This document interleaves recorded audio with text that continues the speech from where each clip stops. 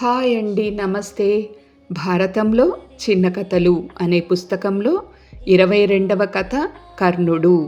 కుంతీదేవి యదువంశీయుడైన సూరసేనుని కుమార్తె. కుంతీభోజుడి దత్తపుత్రిక. కుంతీభోజుడి ఇంటి దగ్గర పెరుగుతున్న రోజులలోనే కుంతి దూర్వాస మహర్షిని సేవించి ఆయన అనుగ్రహానికి పాత్రురాలైంది. అప్పుడాయన ఆమెకు మంత్రం ఉపదేశించి ఆ మంత్ర జపంతో ఏ దేవతను ఆహ్వానిస్తే ఆ దైవం వచ్చి సంతానాన్ని అనుగ్రహిస్తాడని చెప్పాడు. మంత్రమహిమను పరీక్షించాలన్న చాపల్యంతో కుంతి ఆ మంత్రం జపించి సూర్యుణ్ణి ఆహ్వానించింది. సూర్యుడు దివ్య తేజస్సుతో ఆమె ఎదుట సాక్షాత్కరించాడు. కుంతి భయపడిపోయి, స్వామి, నన్ను మన్నించండి, ఆకతాయితనంతో మహర్షి మంత్రప్రభావం పరీక్షిద్దామని పిలిచాను, క్షమించండి, మీరు వెళ్ళిపోండి అంది. సూర్యుడు నవ్వి, కుమారి, మంత్రశక్తి వృధా కాదు, నువ్వేమీ భయపడకు. నా వల్ల కలిగే కుమారుడు సహజ కవచకుండల శోభితుడై మహాదాతగా తేజ శౌర్య గాంభీర్య ధైర్యాలలో తనకు తానే సాటిగా ప్రఖ్యాతుడవుతాడు అంటూ కుంతిని సమీపించాడు. ఫలితంగా ఆమెకు ఒక కుమారుడు కలిగాడు. అతనే కర్ణుడు. కన్యత్వానికి అపప్రద వాటిల్లుతుందన్న భయంతో కుంతి ఆ పసివాణ్ణి గంగలో విడిచింది. నదీ ప్రవాహంలో కొట్టుకుపోతున్న ఆ బాలుణ్ణి అతిరథుడనే సూతుడు, అతని భార్య రాధ పెంచి పెద్దవాణ్ణి చేశారు. ఊహ తెలిసిన దగ్గర్నుంచి ఎవరు ఏది దానం అడిగినా లేదనకుండా ఆ బాలుడు సంతృప్తిపరచి పంపుతున్నాడు. కర్ణుడి దానగుణం జగద్విఖ్యాతమవుతోంది. ఈ సూర్యపుత్రుడి వల్ల తన కుమారుడైన అర్జునుడికి ముందు ముందు ఆపద రాబోతోందని గ్రహించిన దేవేంద్రుడు ఒకనాడు పేద బ్రాహ్మణుడి వేషంలో కర్ణుడి దగ్గరకు వెళ్ళి అతడి కవచకుండలాలు దానం ఇమ్మని అర్థించాడు. ఇలాంటి మోసమేదో జరుగుతుందని ఊహించిన సూర్యుడు, దేవేంద్రుడు విప్రరూపంలో వచ్చి నీ కవచకుండలాలు ఇమ్మంటాడు, అవి మాత్రం ఇవ్వకు అని కుమారుణ్ణి ముందుగానే హెచ్చరించాడు. కాని సహజ దానశీలి అయిన కర్ణుడు తన ప్రత్యర్థి అర్జునుడికి మేలు జరుగుతుందని తెలిసినప్పటికీ జంకలేదు. వెంటనే కత్తితో కోసి తన కవచాన్ని కుండలాల్ని ఇచ్చేశాడు. దేవేంద్రుడు దిగ్భ్రాంతి చెంది వరం కోరుకొమ్మనగా ఆ పసివాడు, దేవరాజా, ఎంతటి శత్రువులనైనా సరే అవలీలగా చంపగల మీ శక్తి ఆయుధాన్ని అనుగ్రహించండి అని అడిగాడు. అలాగే తీసుకో, కానీ ఒక్క మాట, యుద్ధంలో నీవీ శక్తిని ప్రయోగిస్తే ఎటువంటి వాణ్ణైనా సరే ఇది సంహరిస్తుంది, అయితే ఒక్కణ్ణే చంపుతుంది. మరుక్షణం మళ్ళీ ఈ ఆయుధం నా దగ్గరకు వచ్చేస్తుంది అని చెప్పి ఇంద్రుడు అంతర్ధానమయ్యాడు. ఇది ఇలా ఉండగా దుర్యోధన సోదరులకు, పాండవులకు ద్రోణాచార్యుల వారు ఒకనాడు ధనుర్విద్యలో పోటీలు నిర్వహించారు. ఆ పోటీలు చూడటానికి హస్తినాపురంలోని జనమంతా వచ్చారు. అందరిలోకి అర్జునుడు చూపిన ధనుర్విద్యా కౌశలం ప్రేక్షకులను అమితంగా ఆకర్షించింది. ద్రోణుడు ప్రియ శిష్యుణ్ణి గాఢాలింగనం చేసుకున్నాడు. దుర్యోధనుడు ఓర్వలేకపోయాడు. ఇంతలో కర్ణుడు మత్తగజంలా అడుగులు వేస్తూ సభామధ్యానికి వచ్చి, అర్జున, ఈపాటి విద్యలు నేను ప్రదర్శించగలను, కావాలంటే అంతకంటే గొప్ప విద్యలు కూడా చేసి చూపిస్తాను, ధైర్యముంటే ముందుకురా అని సవాలు చేశాడు. ఆ మాటలు వినగానే నిశ్చేష్టులయ్యారు ప్రేక్షకులు. అసూయతో రగిలిపోతున్న దుర్యోధనుడి మనస్సు మాత్రం ఆనందంతో పరవళ్లు తొక్కింది. నాయన, ద్వంద్వ యుద్ధానికి దిగేవారి కులశీలాలు సమానం కావాలి. అర్జునుడు పాండురాజనందనుడు, కుంతీ కుమారుడు, కురువంశీయుడు.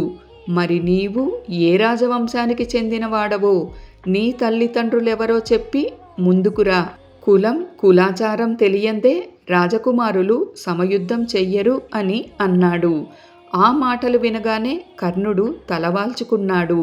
అప్పుడు దుర్యోధనుడు లేచి, ఆచార్య, మీరు ఆదేశించినట్టు కర్ణుడు రాజైతే తప్ప అర్జునుడితో యుద్ధానికి దిగడానికి అవకాశం లేకపోతే ఈ క్షణమే కర్ణుణ్ణి నేను రాజును చేస్తాను అని ప్రకటన చేశాడు. ఆ వెంటనే పవిత్ర జలాలు, రత్నకిరీటం, కనకాంగద కేయూరాలు, వడ్డాణాలు, రత్నహారాలు తెప్పించి కర్ణుణ్ణి అంగరాజ్యానికి ప్రభువును చేశాడు.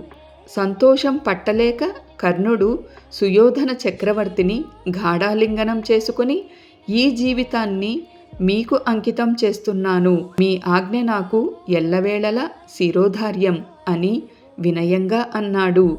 కొడుకు రాజైన సంగతి తెలుసుకొని సూతుడు వచ్చాడక్కడికి.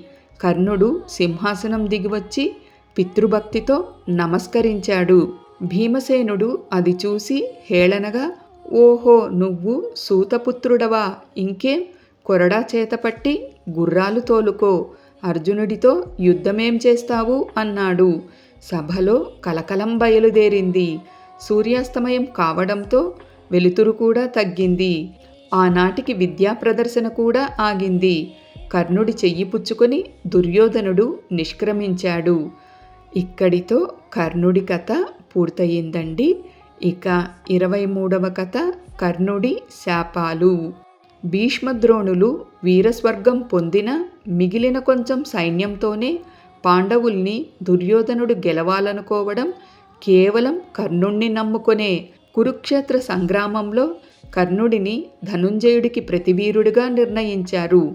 సవ్యసాచి రథసారథి కృష్ణుడు. అందుచేత యుద్ధ చాతుర్యంలో, అశ్వజ్ఞానంలో కృష్ణుడితో సమానమైన శల్యుణ్ణి కౌరవులు కృష్ణుడికి ప్రతిగా, రాధేయుడికి సారథిగా నిలిపారు. అందుచేత యుద్ధ చాతుర్యంలో, అశ్వజ్ఞానంలో కృష్ణుడితో సమానమైన శల్యుణ్ణి కౌరవులు కృష్ణుడికి ప్రతీకగా, రాధేయుడికి సారథిగా నిలిపారు. శత్రువులకు హృదయశల్యంగా ఉంటాడు కనుక ఆయనకు శల్యుడని పేరు వచ్చింది. హితం చెప్పవలసి వచ్చినప్పుడు పొగడము, నిందించడము కూడా జరుగుతుంది. నువ్వు బుద్ధి కలిగి అన్నీ ఓర్చుకోవాలి. దేవేంద్రుడి రథం కూడా నడపగలిగిన వాణ్ణి నేను. తగిన సలహా చెబుతూ నువ్వెప్పుడూ ఏమరకుండా చూస్తాను. అందుకు ఇష్టమైతే చెప్పు అన్నాడు శల్యుడు కర్ణుడితో. కర్ణుడు సరేనన్నాడు. శల్య సారథ్యంతో కర్ణరథం యుద్ధభూమికి బయలుదేరింది. రథచక్రం యుద్ధభూమిని తాకుతూనే కర్ణుణ్ణి చూసి కౌరవ బలమంతా సంతోషంతో పొంగింది. సింహనాదాలు చేసింది. అది చూసి కర్ణుడు అతిశయంతో, నేను విల్లంది విక్రమించానంటే దేవేంద్రుణ్ణైనా గడ్డిపరకతో సమానంగా చూస్తాను. అలాంటిది పాండుకుమారులో లెక్క. దేవతలడ్డుపడినా సరే ఒక్క చేత్తో ఆ ధనుంజయుణ్ణి చంపి తీరుతాను అన్నాడు. ఊరుకో ఊరుకో, ఉత్తుత్తి ప్రగల్భాలు పలకకు. కృష్ణార్జునులను ఒంటరిగా ఎదిరించడం ముక్కంటికి కూడా సాధ్యం కాదు. నా మాట విని తగిన యోధుల్ని సాయం తీసుకొని మరీ వెళ్ళు అన్నాడు శల్యుడు. నువ్వెన్ని చెప్పినా మానను. ఈరోజు వాళ్ళో నేనో ఎవరో ఒక్కరమే మిగులుతాం అని చుట్టూ ఉన్న రాజులందర్నీ చూసి కర్ణుడు మళ్ళీ శల్యుడితో ఇలా చెప్పాడు. తలచుకుంటే మనస్సుని నలిపేటంత బాధ కలిగించేవి రెండున్నాయి. అవి పరశురాముడి కోపము, బ్రాహ్మణుని శాపమును. అవే లేకపోతే నేను కృష్ణార్జునుల్ని లెక్క చేస్తానా? నేను విలువిద్య నేర్చుకోవడం కోసం పరశురాముడిని ప్రార్థించేందుకు మహేంద్ర పర్వతానికి వెళ్ళాను. ఆ మహాముని దయాసముద్రుడు. నా విన్నపాన్ని మన్నించి నా కులాన్ని గురించి అడిగాడు. బ్రహ్మాస్త్రం కోసమని నేను బ్రాహ్మణుడని బొంకాను. ఆయన నమ్మాడు. నేను ఆయనను భక్తితో సేవిస్తూ వచ్చాను. నా సేవకు మెచ్చుకొని ఆయన బ్రహ్మాస్త్రం ఇచ్చి ఆపద సమయంలో తప్ప ప్రయోగించవద్దని చెప్పాడు. ఆ మరునాడు ఆయన నా తొడ మీద తలపెట్టుకుని నిద్రపోతుంటే ఏదో పురుగు నా తొడ కింద చేరి తొలవడం ప్రారంభించింది. కదిలితే ఆ మహానుభావుడికి నిద్రాభంగం కలుగుతుందని అలాగే ఓర్చుకొని కూర్చున్నాను. తర్వాత కాసేపటికి ఆయన మేల్కొని నెత్తుటి ప్రవాహం చూసి ఆశ్చర్యపడి నా వైపు చూశారు. నేను జరిగిందంతా చెప్పాను. అది విని నా ఓర్పుకి ధైర్యానికి ఆశ్చర్యపడి, నువ్వు బ్రాహ్మణుడివి కావు. బ్రాహ్మణుడివైతే ఇంత ఓర్పుండదు. నువ్వెవరు, నిజం చెప్పు అని గద్దించాడు.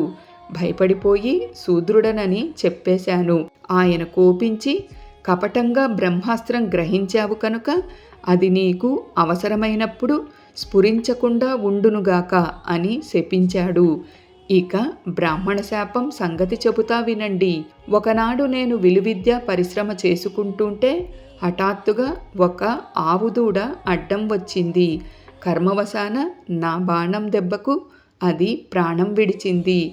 దాని యజమాని అది చూసి మండిపడ్డాడు.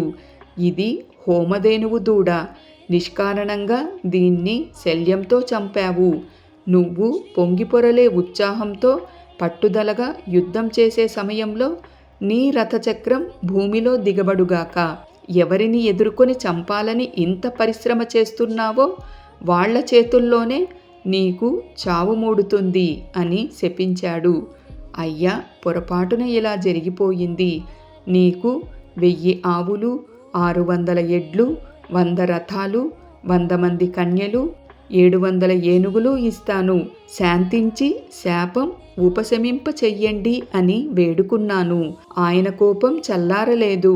విసవిస 4 అడుగులు విడిచి వెనక్కు తిరిగి, నువ్వు చేసిన పాపం నిన్ను పరలోకంలో బాధించకుండా నీకిదే ప్రాయశ్చిత్తం అవుతుంది పో అన్నాడు. ఉన్న సంగతి చెప్పేశాను. ఇవి నన్ను బాధిస్తున్న శాపాలు అన్నాడు కర్ణుడు. చేవలేక చచ్చాడని ఎవరూ అనుకోకుండా ఇప్పుడీ రాజులందరికీ ఈ శాపగాథలు చెప్పాడు కాబోలనుకొని శల్యుడు చిన్నగా నవ్వి రథాన్ని అర్జునుడి వైపు మళ్లించాడు.